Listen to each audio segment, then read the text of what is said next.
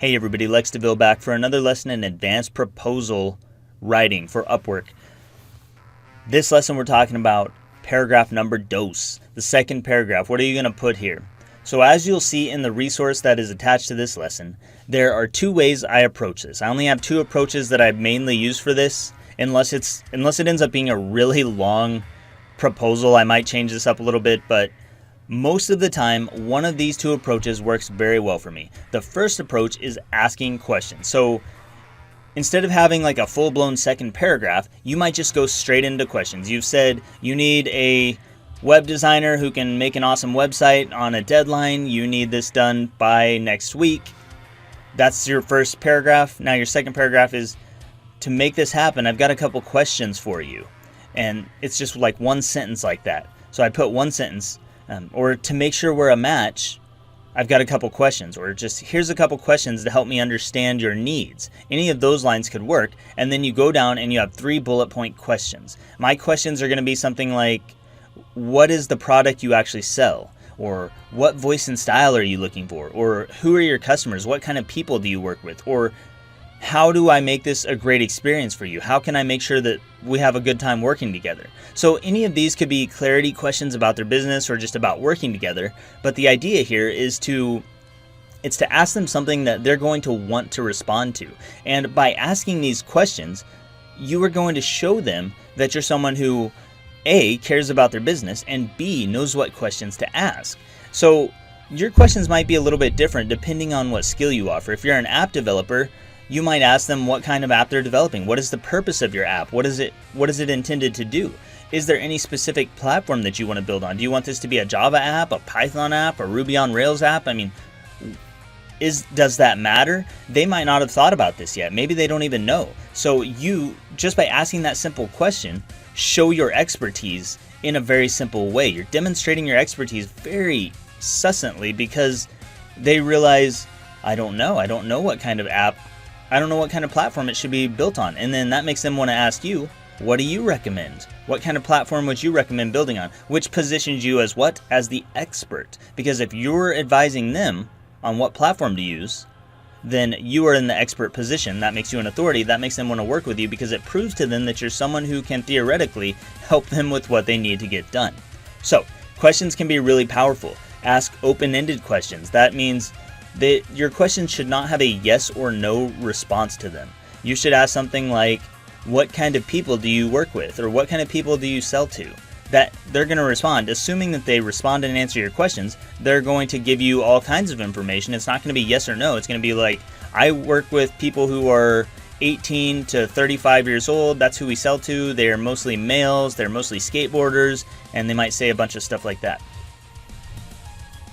What platform do you need this built on? If they know, they might know. If they don't know, they'll say, I don't know. But, it's just, these are clarity questions. They're usually open-ended to get them responding to you or to get them to want to respond to you. Now, a lot of times clients won't respond to my questions. I'll put 3 questions down there and they won't respond to these, but they'll respond to my proposal. So they see that I'm someone who's willing to ask questions, and then they just want to know more about me because I ask those questions, but they don't even respond to them. It's not a big deal. The questions are there more to create a sense of value in their eyes because I'm asking things that they haven't really thought about or that they just are compelled to respond to. How many questions should you ask? I think the appropriate amount is 2 to 3. Usually I go for 3 questions. The first 2 questions are going to be something that adds value or at least tries to help them get clarity. So who do you sell to and what do you sell? That might be 2 questions I ask. And then the third question is going to be about working together. So how can I make this a great experience for you?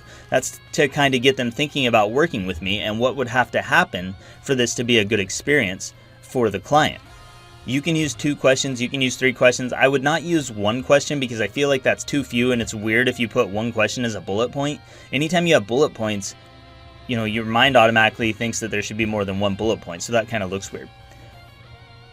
More than 3 questions, I wouldn't do that. I would not use more than 3 because it feels overwhelming to the client. It feels like you're interrogating them. It feels like, I don't know, you're being invasive and it's just overwhelming. So 3 questions max. I would not go over that. Let's talk about the other thing I do. So second paragraph, sometimes I don't use questions. I don't always use questions because I don't always feel like they're necessary. Sometimes I just want to connect what I do with what the client needs done. I just want to show them why I'm the person that they need to hire for this. So let's say they say I need a direct response copywriter to help me with my coaching funnel for my coaching startup. I might say, you need a direct response copywriter to help you with your coaching funnels for your coaching startup, and you need this to happen right now, or whatever, based on their proposal. And then the next line down, I might say, great, I am a life coach copywriter who helps coaches all over the world with their coaching funnels. I've worked with millionaire coaches, I've worked with creative coaches, I've worked with every kind of coach you can think of, so maybe we're a match.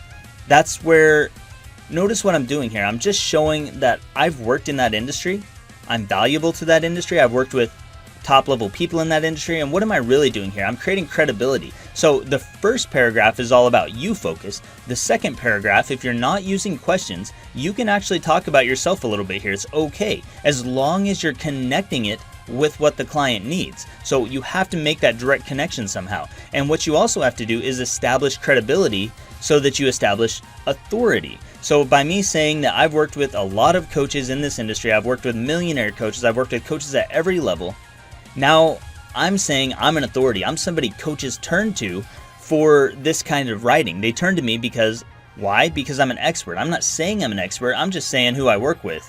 But I'm creating credibility around my name just by saying that I work with millionaire coaches, and this coach who needs help with coaching sees that what I do is directly related to what they need done. So it's connected.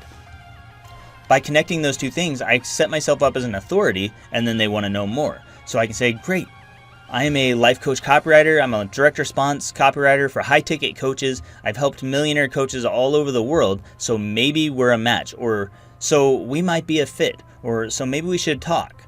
Something like that. It's just to kind of plant that idea in their mind that maybe we're a good fit for each other. You're not saying you are. You're not making any promises here. You're not talking about your education and experience, but you can. So let's talk about that part for a minute. All of this is building up credibility, right? What I'm connecting with their needs is credibility.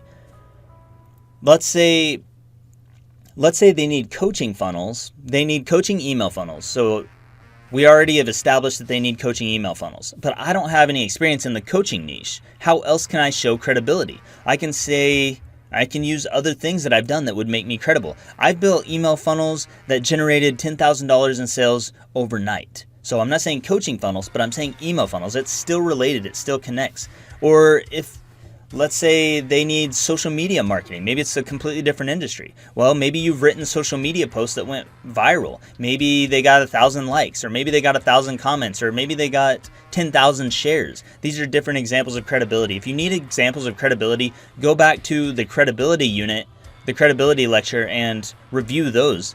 But that's what you can put in your second paragraph. So you can use questions and just say, here's some questions to help make sure we're a match. Question 1, question 2, question 3.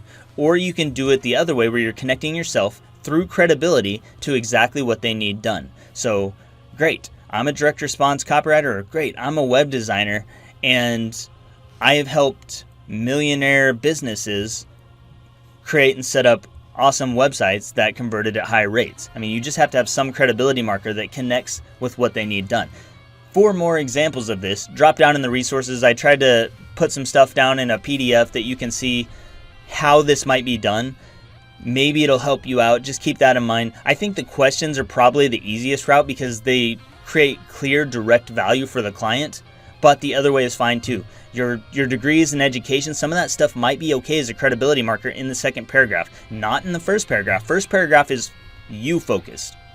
Second paragraph is still you focused in the sense that you're connecting what you do or who you are, your credibility, with what they need done.